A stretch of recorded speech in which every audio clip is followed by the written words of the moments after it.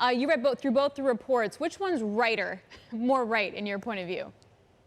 We think demand is increasing from here. Economic growth has slowed, but we're not in recession. Oil demand's outperforming economic growth as we still see the benefits of reopening. Think jet, think Asia Pacific in particular. And finally, and that's the big one for later this year, natural gas switching over to oil because of the lack of natural gas. All that is supportive of oil demand from here. Damien, how significant could that switch be? German industrials are talking about it. You're seeing the barriers to make that happen coming down. Can you just kind of quantify what we could be looking at? So we think relative to no substitution, we're talking about 1.5 million barrels per day potential. Now, what's very important is last winter, we already saw nearly 1 million barrels per day of that. So some of that is actually quantifiable and observable.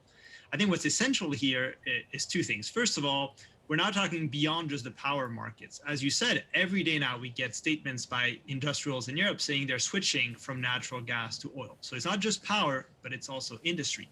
Second, last year the shock in gas started in September. It's now been nearly a year. Prices have scaled much higher since then. Plenty of time to anticipate and make the necessary adjustments. So I think there's upside risk to that 1.5 million barrels per day. And that's why, especially if you think about the diesel market, right? Heating oil that's already strong in winter, we're going to now add another layer. That could be explosive upside to fuel prices this winter.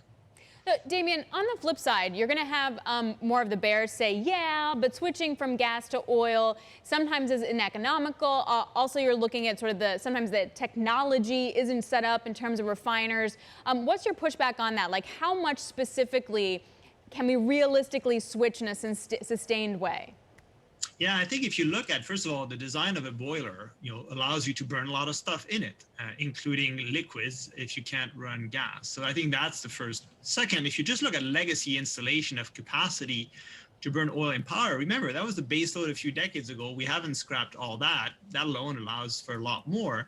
And then, ultimately, we just look at the headlines, right? We're seeing 40 to 50% announced substitution effects in Europe alone.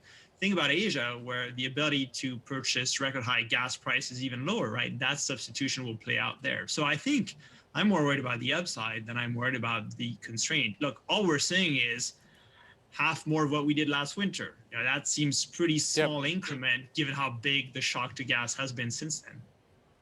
Let's talk about gasoline. Equity markets, global markets are responding to US CPI and PPI. A lot of the declines we're seeing at the moment are energy-based. The US consumer is seeing gasoline prices go from 5 to 4. We're now sub 4. How much further can that trend go, given what you're saying, Damien? We think that trend's over. We think prices recover from here. Let's look at it just going back to June. Record high retail prices. We had some impact on US gasoline demand, but nothing dramatic. We think the recent data points have been distorted and being corrected higher. Yes, small impact.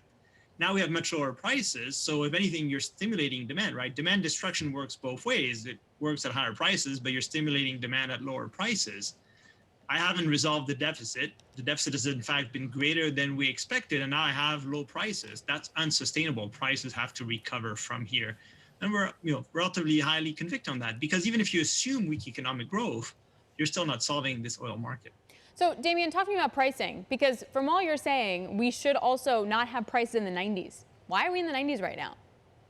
Yes, I think there are two factors. The first one is, if you look at the oil market, right, you've been dealing with uncertainties that are, historically large. How much Russia supply would we lose? What about Chinese lockdowns? What about the impact of higher retail prices? What about a recession, right? Like, rationally, that's kept those markets extremely volatile.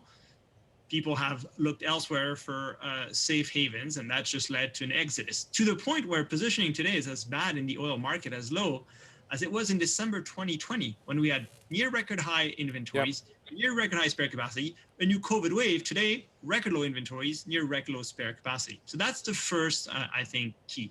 The second one's been ultimately the Russian crisis, right? Because what it's done is create this wedge between the retail price and the Brent price, right? It makes refining more expensive. It makes the dollar stronger. It just creates that big wedge. So retail prices, as we've experienced, have been historically high. Brent has lagged, and that's been a result of the conflict. That's something we have to acknowledge going forward. But what it tells me is the retail price actually never solved the deficits. They still have to go higher. So where do you think the retail price is going to be? Where do you think it's going to be? Is it going to be closer to 5? Is it going to be nearer to 4? Because this is really important, and this is going to have a meaningful impact on the inflation data we're going to be seeing.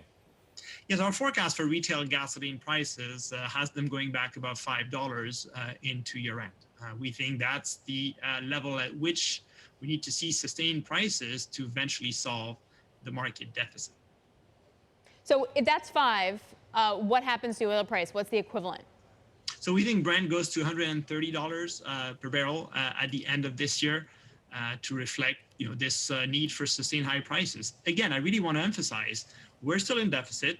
Despite growth slowing, prices still have work to do, and that's higher from here. If China comes back, if China opens up, there's not any evidence of it yet, but at some point, theoretically, it is going to happen. China is going to start to reopen. Jet fuel demand is going to go up. Diesel demand is going to go up. Once you factor that back into the model, Damien, how does that change the equation as well? Yeah, I mean, that's upside risk, right? If you look at our expectation, we've assumed that Chinese demand only modestly grows from here till the end of 23. That's effectively saying rolling lockdowns. That could shift and international travel could pick up. So that would be a net positive. If we're talking 500,000 barrels per day of Chinese demand going back to its prior highs, just on our pricing model, that's $15 upside per barrel to Brent prices. So I think that's an important one going forward. Hey, Damien, we don't have a ton of time left, but backwardation just been crushed. What should we be looking at for the 1 to 6 month contract? What should it be right now? Yeah, so keep in mind, right, and this is a big seasonal you have to keep in mind. Refiners are about to slow down, right? That's a seasonal turnaround maintenance. What does that mean? That means diesel and gasoline prices are about to go up because usually you have an inventory buffer. This time you don't have it. So prices have to do the work. And that's rational that crude should be weaker and diesel, gasoline should be starting to outperform. That's really where you need to look at. That goes back to the retail price upside pressure we see.